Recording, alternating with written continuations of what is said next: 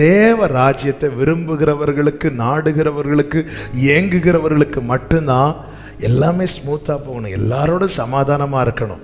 அவன் யாருக்கிட்ட எந்த கசப்போ எந்த வைராக்கியமோ வந்துவிடக்கூடாது என்கிற அந்த உணர்வு இருக்கும்.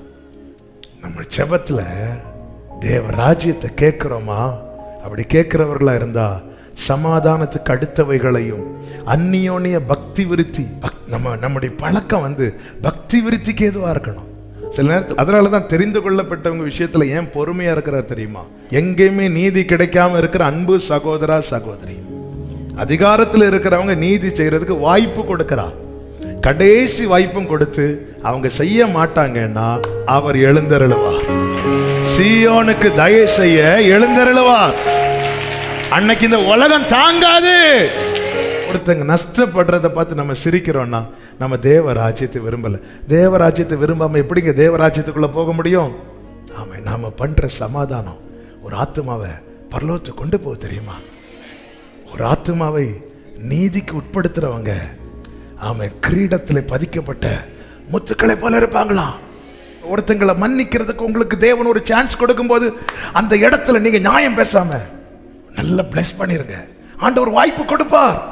இன்னைக்கு ஒருவேளை உங்களை காயப்படுத்துறவங்க, இன்னைக்கு உங்களை கஷ்டப்படுத்துறவங்க, இன்னைக்கு அவங்கள மன்னிக்கும்படியான ஒரு வாய்ப்பை ஏற்படுத்தி தருவார். அந்த இடத்துல நாம என்ன டிசிஷன் எடுக்கிறோமோ அது ரொம்ப முக்கியம்.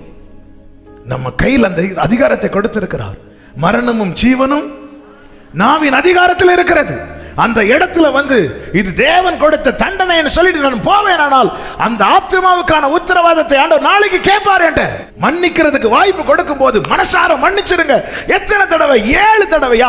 70? 7 அல்ல, 70 தடவை. அது உனக்கு கணக்கு போட முடியாது. ஆத்மா நரகத்துல காலாகாலமா அந்த தீயில அந்த அக்கினியில வேதனைப்படாதபடிக்கு அந்த ஆத்மா காக்கப்பட மன்னிச்சுதான் ஆகணும். மன்னிக்கல நமக்குள்ள தேவ ராஜ்யம் இல்ல.